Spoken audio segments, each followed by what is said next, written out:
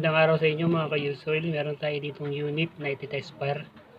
Ito bibidyoan ko rin para malaman mo rin kung paano natin ino-operate itong mga kalan natin. Una, lagyan muna natin ng langis yung pinakatangki niya. Ito, gamit tayo ng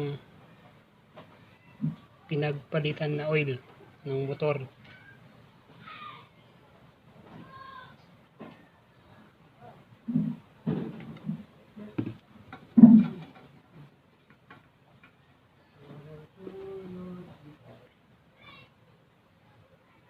Okay, meron na tayong oil. Yan.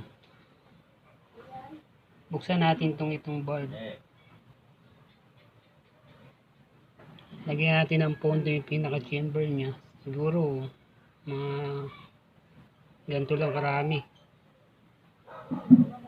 Mabasa lang yung pinaka-plate niya.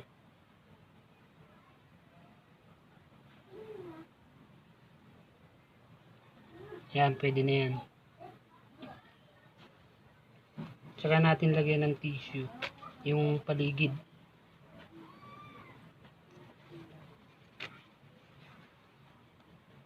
Ibabad lang natin bagya.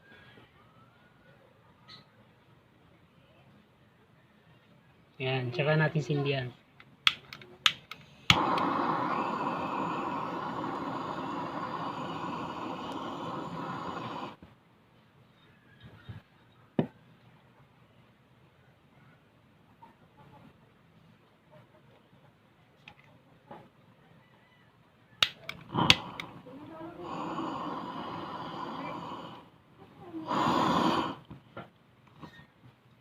Kung wala kayong ganito, pwede mo lighter lang, diretso. Sindihan nyo lang yung pinaka-tissue nya.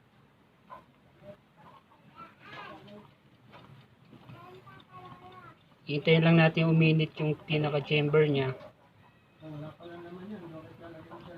Tsaka natin bubuksan yung pinaka-blower.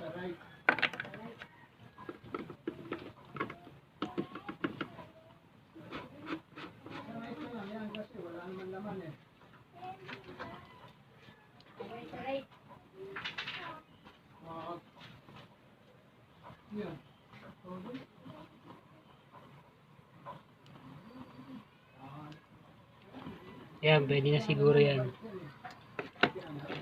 Buksan natin yung blower niya sa pinakamahina muna.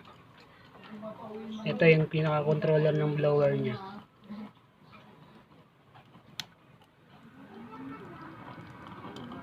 Yan, nasa number 1.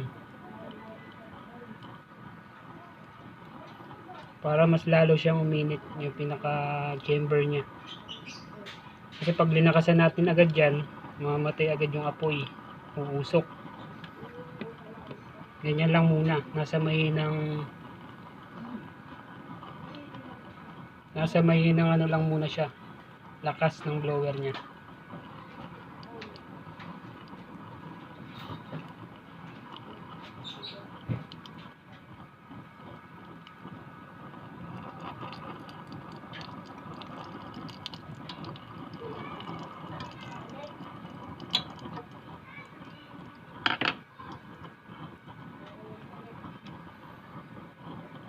Adjust ulit natin.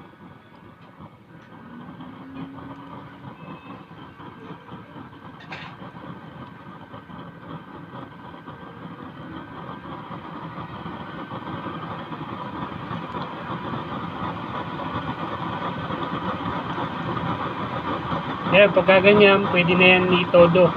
Depende sa iyo kung okay na sa yung apoy na yan o gusto mo pang lakasan.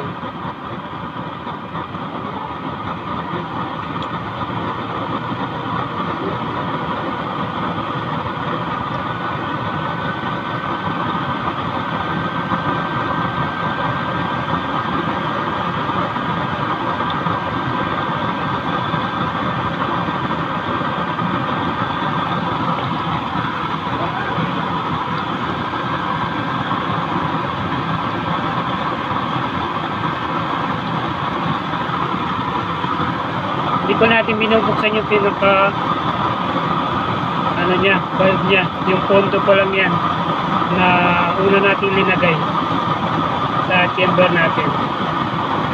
Maya natin bubuksan to pagka medyo na drain na siya. Yun, tuloy-tuloy na yun, pwede na magluto.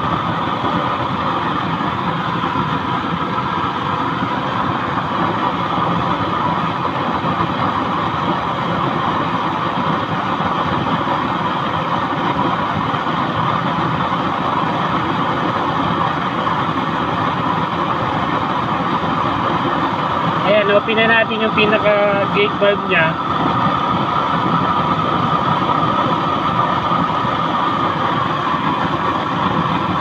Ayan, patak-patak lang.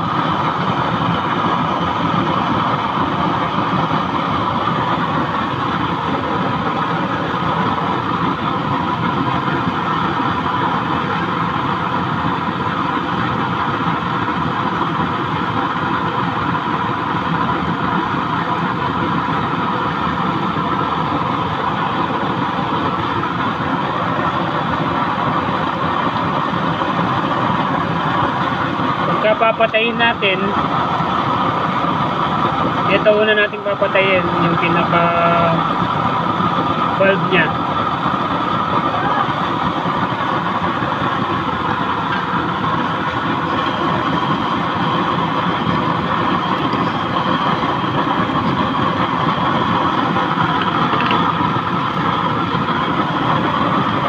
Yan, maganda naman yung pinaka apoy nya. Okay naman yung nagawa natin kalan. Pinespare ko lang at binidyoan ko para malaman mo rin kung paano ino-operate itong kalan diuse oil.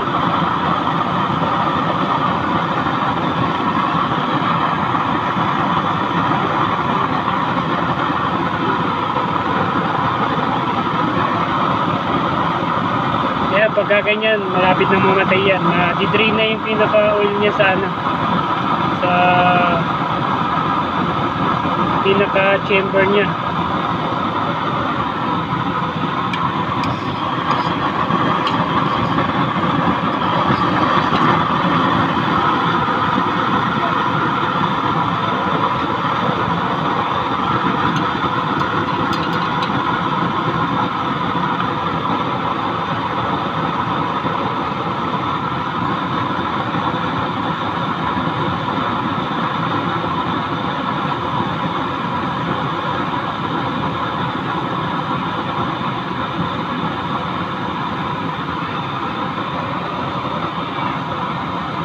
Yun lang mga ka-useful, sana may natutunan ka, nalaman kang kaalaman kung paano natin i-operate itong ating mga kalan.